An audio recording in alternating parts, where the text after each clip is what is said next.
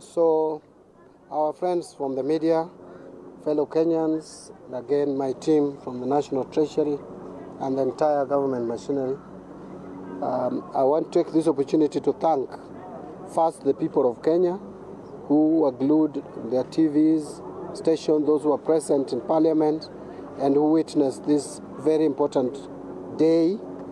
I also want to thank the National Assembly and the entire leadership of Parliament and the members of Parliament for granting me opportunity to speak for well over 2 hours. Today, in a nutshell, was a day that is provided in our statutes, in our laws.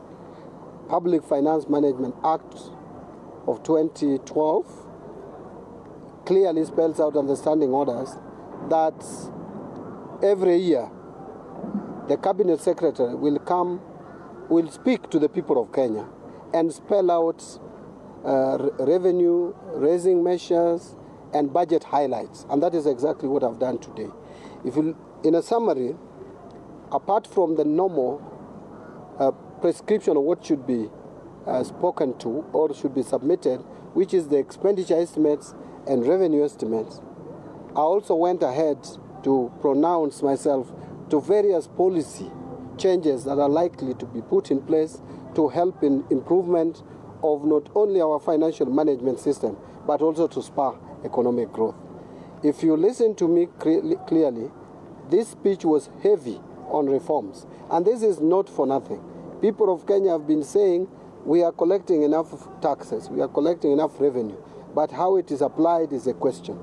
And we have proposed a raft of amendments, a raft of policy proposals, which would then radically change the management of public resources. I think in a nutshell, that is what I would talk about. Because again, Kenyans have the finance bill. Kenyans have had budget estimates for well now close to 2 months. So unless there are questions, yes. My name is Dennis Otieno from Citizen TV. In terms of streamlining public entities, in terms of savings generally, how much is the government looking at once this is effective? The numbers are still being calculated, but a lot will be saved. And this is something that we have communicated previously. We will save upward of 30 billion if we do proper streamlining and restructuring of state-owned enterprises. And again, it is not just the saving. It's also to ensure efficiency in the way those state-owned enterprises are being run. When it comes to last year, Professor Lugo had said one of the biggest challenges was the pending bills, and he had said that the accrual accounting will have solved this in a year's time. What exactly are the challenges and shortfalls of these bills? Actually, let me demystify and debunk the thought that accrual accounting would solve the pending bills equation. Accrual accounting would only help in ensuring the visibility and clear accountability of the pending bills, but it doesn't solve the pending bills. However, the pending bills question has been around for a while. From 2005, we have accumulated some bills dating back to 2005. The government has taken a proactive approach by constituting a committee which has assessed these bills, and as I've mentioned, and the 229 which have been cleared for payment, about 80 billion, which is relating to road sector, is being paid as we speak. The rest also, once we conclude the exercise, we will take a proposal to the cabinet through cab memo, which then would give us the go-ahead to come up with strategies of paying the other pending bills. But the accrual accounting will help first in clearly in capturing the data accurately to make those bills be part of the financial statements of government, and so that they will be above the above line items, as opposed to now when they're just being reported to as notes and you don't even check the accuracy of the same. Yes.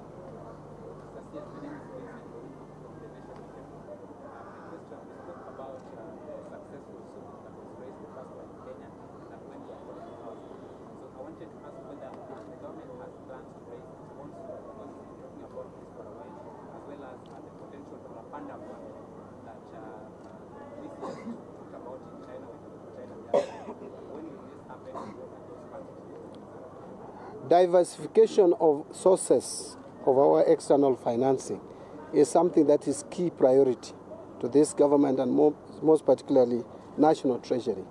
We are in the process of actualizing, raising more funds through Sukuk and even the Panda bond. We are diversifying. We are even going to UAE for other bonds. We don't want to confine ourselves to specific bonds like it has been previously, because there would be a serious risk in the event of certain turbulence in those particular markets. So we are diversifying, and our external resource mobilization department is very active in looking for various sources of funding our budget through external financing. Any last one? You okay? Satisfied? Thank you. Have a good evening. Now, you know. Now can I have